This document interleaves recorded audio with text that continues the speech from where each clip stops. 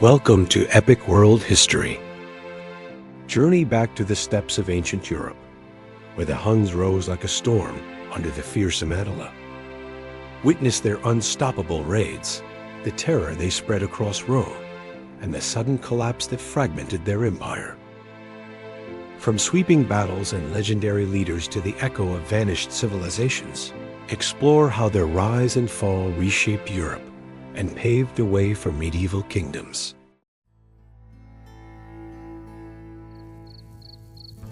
Welcome to a story of power, ambition, and collapse. The Hun Empire under Attila once struck terror across Europe. Known as the Scourge of God, Attila commanded vast armies of horsemen who crushed Romans, Goths, and countless tribes. But even the mightiest empire faced decline. After his death, the Hun world unraveled, and the once united confederation dissolved into chaos.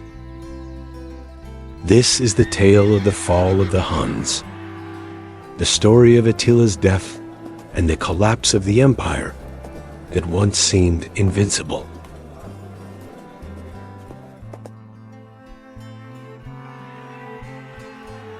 Attila rose to power in the early 5th century, sharing rule with his brother Bleda before seizing sole control. He transformed the Huns from wandering horsemen into a force that commanded tribute from Rome itself.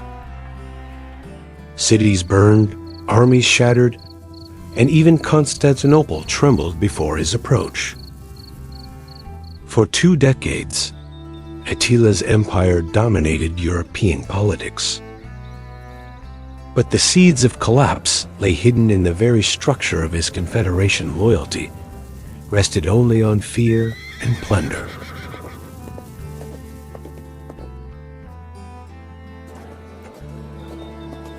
In 451 AD, Attila launched his boldest campaign, the invasion of Gaul.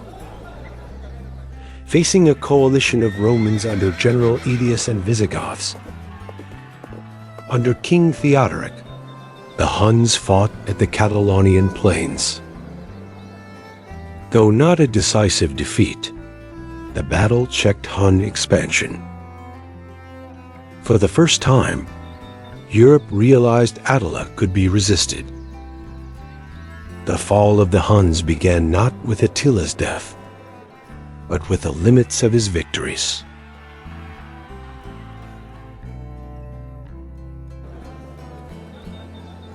The following year, Attila marched into Italy, threatening Rome itself. But famine, disease, and Pope Leo's intervention forced him to retreat. The Hun Empire reached its zenith, but could not sustain further campaigns. Attila's aura of invincibility cracked. His enemies began to see him not as a godlike conqueror, but as a mortal ruler whose power had limits.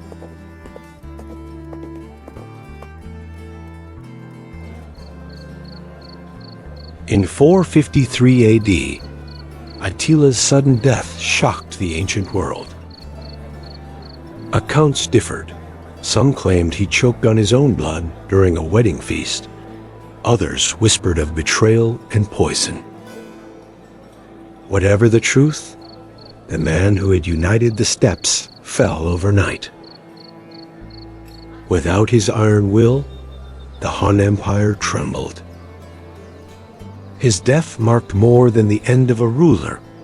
It was the beginning of the Hun Empire's collapse. For no one could replace his charisma and fear.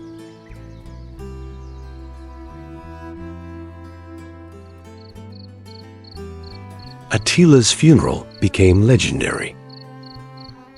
The Huns buried him in secrecy, with rivers diverted to hide his tomb. Treasures of gold, silver, and iron accompanied his body, symbolizing power, wealth, and war. Those who labored at the burial were executed to keep the location hidden. The empire mourned, but cracks appeared immediately. Rival chiefs fought for succession, and Attila's many sons turned against one another. The Hun Empire, once terrifyingly united, began to splinter.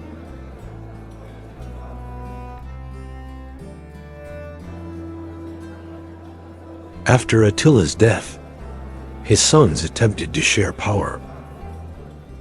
But unity among the Huns depended on conquest and fear, not stable governance. The confederation of tribes quickly descended into civil war. Germanic subjects who had long suffered under Hun domination seized the chance to rebel. The fragile empire that had terrified Rome began to unravel from within, its strength consumed by internal strife and external defiance.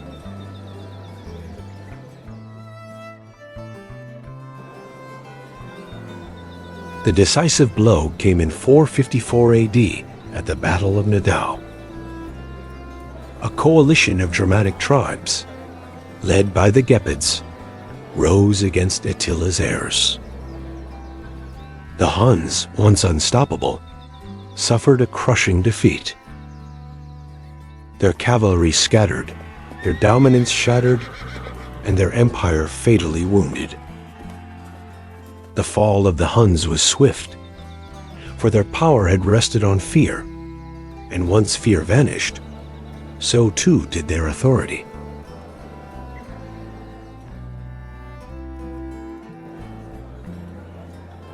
The defeat at Nidau broke the backbone of Hun supremacy. Former allies abandoned them, and subject peoples declared independence. Tribes like the Ostrogoths and Gepids, once enslaved, now carved their own destinies. The Hun elite, stripped of tribute and followers, retreated to the steppes. The fall of the Huns became a turning point in European history. Within a single year of Attila's death, the empire that had terrorized Rome for decades vanished. What remained was not a kingdom, but scattered warbands clinging to a fading past.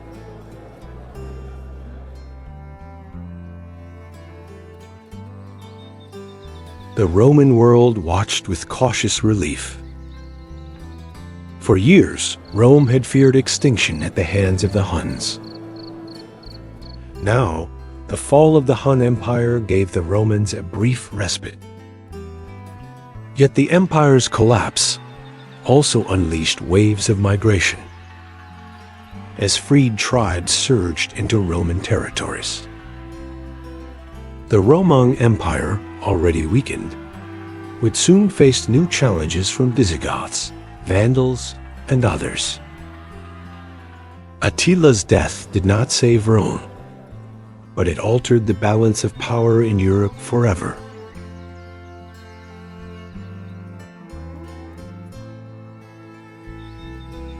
For the Huns themselves, decline meant fragmentation. Without Attila, no leader commanded universal loyalty. His sons quarreled, assassinations spread, and rival chieftains claimed supremacy.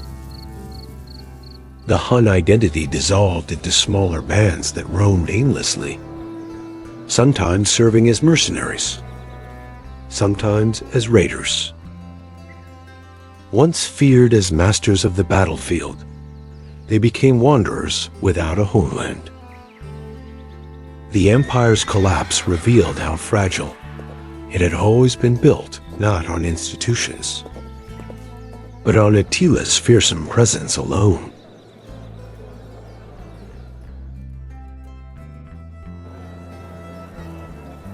Legends of Attila lingered long after his empire collapsed.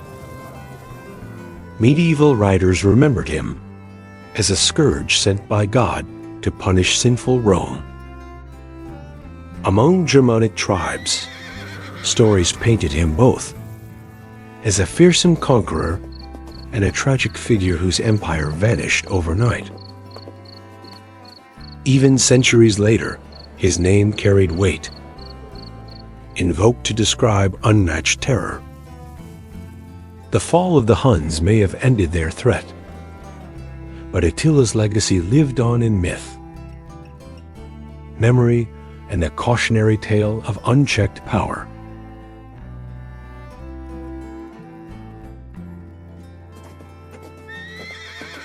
The once mighty Hun cavalry, famed for their speed and ferocity, became scattered remnants. Some joined Germanic kings as hired horsemen. Others vanished into the vast plains of Eastern Europe and Asia. Without centralized command, the Hun military machine disintegrated. Where once they had charged as a unified storm, they now rode as fragmented raiders, feared only in pockets. The empire's collapse showed that fear alone could not sustain a nation. Attila's death had torn the thread holding everything together.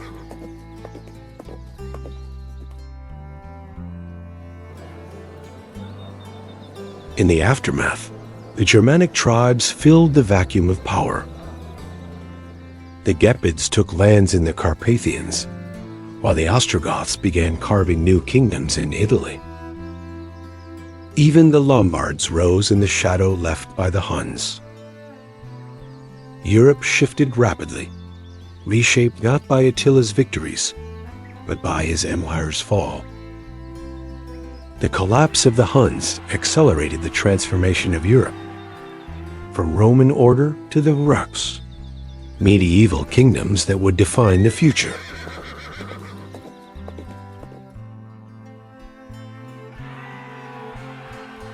The Romans, though relieved at the fall of the Huns, gained little lasting security. Freed tribes, no longer bound by Hun authority, pressed hard on Roman frontiers.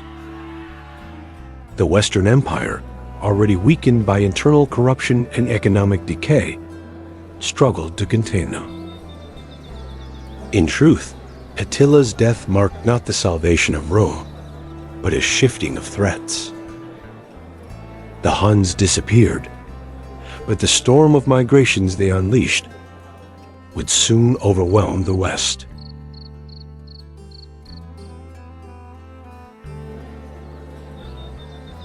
Attila's heirs tried to cling to fragments of power, but they were soon hunted down.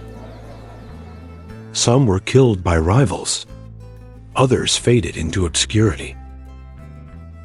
No single dynasty survived to preserve the Hun legacy.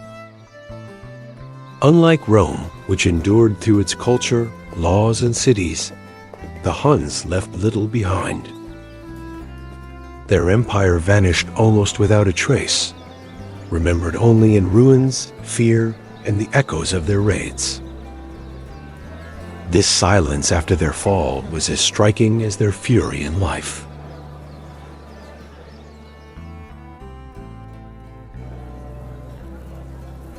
For centuries after, medieval Europe spoke of Attila with awe.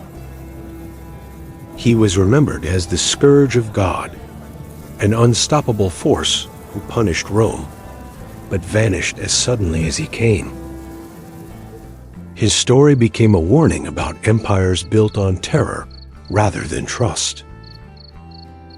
The fall of the Huns reminded kings and emperors that conquest without unity was fragile. Attila's empire had burned bright, but like a fire without fuel, it quickly turned to ash.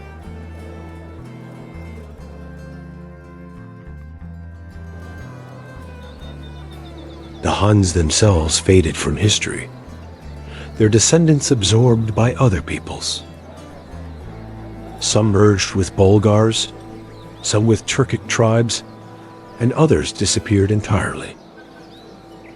Their language vanished, their traditions dissolved, and only their reputation endured. Unlike the Romans or Greeks, who left monuments and texts, the Huns left silence.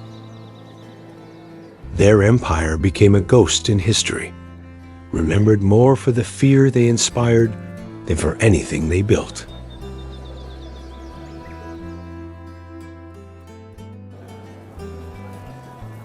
Yet the memory of Attila shaped Europe's imagination. For some, he was the destroyer who nearly ended Rome. For others, he was a figure of destiny, a conqueror who reminded nations of their mortality. The fall of the Huns taught Europe that no empire, no matter how terrifying, could last without stability and shared purpose. Their rise was sudden, their fall swift, and their legacy eternal in the minds of those who survived them.